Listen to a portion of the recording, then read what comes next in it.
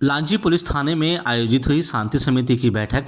ध्वनि और मांस विक्रय संबंधी दिए गए आवश्यक दिशा निर्देश।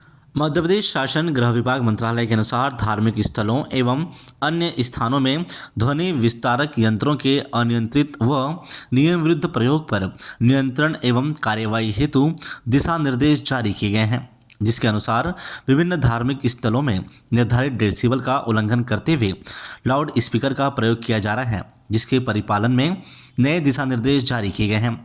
इसके साथ ही खुले में लगाई जा रही मांस, मटन, मछली विक्रय की दुकानों को लेकर भी दिशा निर्देश जारी किए गए हैं।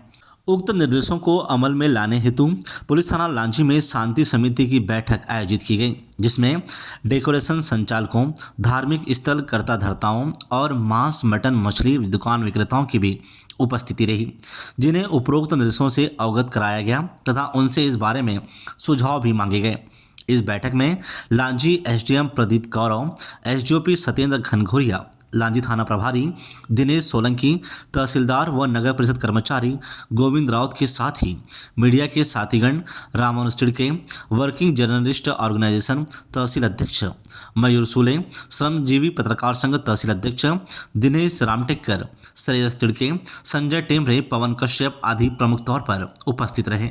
उक्त आयोजित बैठक में एसडीएम प्रदीप गौरव व एसडीओपी सत्येंद्र घनघोरिया के द्वारा बताया गया कि प्राप्त निर्देशों के अनुसार दिन व रात के दौरान क्रमशः औद्योगिक क्षेत्र में 75 व 70 डेसिबल, कमर्शियल क्षेत्र में 65 व 55 डेसिबल, रहवासी क्षेत्र में 55 व 45 डेसिबल, जबकि साइलेंस जोन में 50 व 40 डेसिबल की सीमा निर्धारित की गई है। वहीं इसके लिए जिला प्रशासन द्वारा नामित अधिकारी तहसीलदार या नायब तहसीलदार, थाना प्रभारी एवं राज्य प्रदूषण नियंत्रण बोर्ड के प्रतिनिधि सहित 3 लोगों का दल गठित किया गया है, जो ध्वनि संबंधी नियमों की पालन कराने व शिकायत कार्यवाही हेतु प्रतिबद्ध होंगे। इसके अलावा मांस, मटन की ऐसी दुकानें जो खुले में संचालित हो रही हैं, उन पर भी कार्यवाही के प्रावधान हैं। इसे देखते हुए निर्देशित किया गया है कि मांस, मटन को खुले में रखकर नहीं बेचा जा सकेगा और इसके अपशिष्ट के प्रबंधन का भी उचित निपटारा कराना होगा। इस प्रकार से देखा जाए तो साप्ताहिक बाजारों में संचालित होने वाली ऐसी दुकानों पर भी कार्रवाई होगी और ऐसे में ये दुकानें बाजार में संचालित नहीं हो पाएगी। बहरहाल इसके लिए 15 दिसंबर से 31 दिसंबर तक विशेष कार्यवाही अभियान भी चलाया जा रहा है। नहीं है पर उसका अमल समय समय पर होता रहा, जैसे चुनाव है या अन्य समय पर।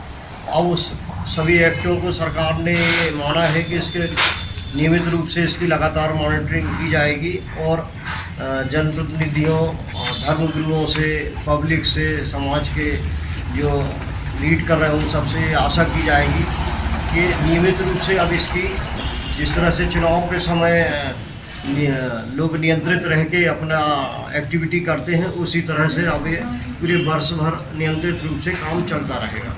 जैसा कि आप लोगों को मालूम है कि 3-4 एक्ट हैं। एक तो पहला ये है कि ये जो सब कार्रवाई होती हैं 188 के तहत होती हैं। दूसरा फिर कोलाहल अधिनियम है जो पहले से प्रभावी है, उसमें भी इसके क्राइटेरिया पहले से निर्धारित है, जैसा कि अभी एसडीओपी साहब ने बताया है। इसमें सभी प्रकार का, जैसे इंडस्ट्रियल एरिया है ये अपने यहाँ है नहीं है, कॉमर्शियल एरिया ये अपने यहाँ है नहीं है, अपने यहाँ सिर्फ रेसिडेंशियल एरिया है और साइलेंस जोन है। रेसिडेंशियल एरिया और साइलेंस जोन यहाँ पर मिक्सअप है, क्योंकि अलग अलग कोई सेपरेशन यहाँ नहीं है। तो अब इसमें मैक्सिमम ये रहेगा कि जैसे साइलेंस जोन और रेसिडेंशियल जोन में 5 डेसिबल का अंतर है, तो हम और आप सब मिल के जो इसका दिन का समय है वो 50 डेसिबल है। सुप्रीम कोर्ट की गाइडलाइन के अनुसार 40 डेसिबल है, तो उसको थोड़ा सा बढ़ा के इसमें 50 डेसिबल किया गया है। और नाइट में इसमें साइलेंस जोन में 40 है और दिन टाइम में 45 है। अब नाइट का चालू हो जाता है रात में 10 बजे से, जैसा कि पहले आप लोग सब देखते रहे हैं। तो 10 बजे से लेकर सुबह 6 बजे तक ये नाइट का लागू होगा। तो इसमें 40 डेसिबल से अब 40 डेसिबल से अगर अपन किसी भी चीज़ को स्टार्ट करते हैं तो यहाँ साउंड सिस्टम रहेगा, तो ज़्यादा से ज़्यादा बाउंड्री वाल के वहाँ तक 5-10 फीट तक और जाएगा, इसके बाद सुनाई नहीं पड़ेगा।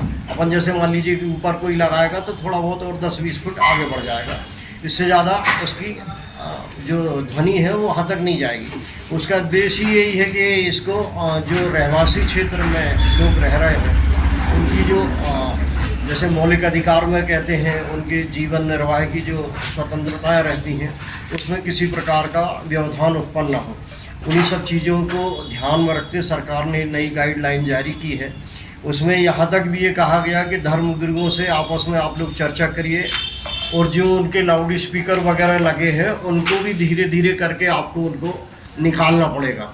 तो अभी ये अपनी प्रारंभिक चरण की बैठक है जिसमें आप लोगों को ये गाइडलाइन है सरकार के, उससे आपको परिचित कराया गया है। उसमें आप लोग स्वयं स्वनियंत्रित होकर अगर कार्रवाई करेंगे तो हम और आप सबके लिए बेहतर होगा, नहीं तो फिर उसका जब उल्लंघन होगा तो जैसा कि एसडीओपी साहब ने बताया कि एक हर जिले तहसील के लिए अलग अलग एक उड़न दस्ता बना है, उसमें 3 लोगों को नॉमिनेट किया गया है। उसमें तहसीलदार जो संबंधित क्षेत्र के रहेंगे उनको प्रभारी बनाए, उनके साथ थाना प्रभारी रहेंगे और पॉल्यूशन कंट्रोल बोर्ड से एक अधिकारी को नॉमिनेट किया गया है। तो अपने यहाँ से श्री जैन हैं, उनको जबलपुर ज़िले में जैसे 6 या 8 लोग हैं उनमें से एक श्री जैन साहब को अपने बालाघाट के लिए अधिकृत किया गया। इस तरह से ये लोग जो भी शिकवा शिकायत होगी या हम लोगों को ऐसा लगता है कि कहीं ज़्यादा पॉल्यूशन उस डेसिमल से ज़्यादा बढ़ रहा तो स्वयं संज्ञान भी लेके और उसमें अपने उड़न दस्ते के माध्यम से जांच कराएंगे।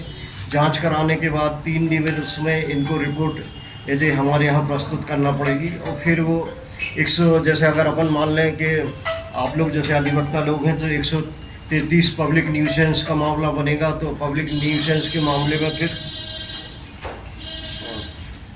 वैसी कार्रवाई की जाएगी और फिर वो उसमें भी पूरा प्रोसीजर है।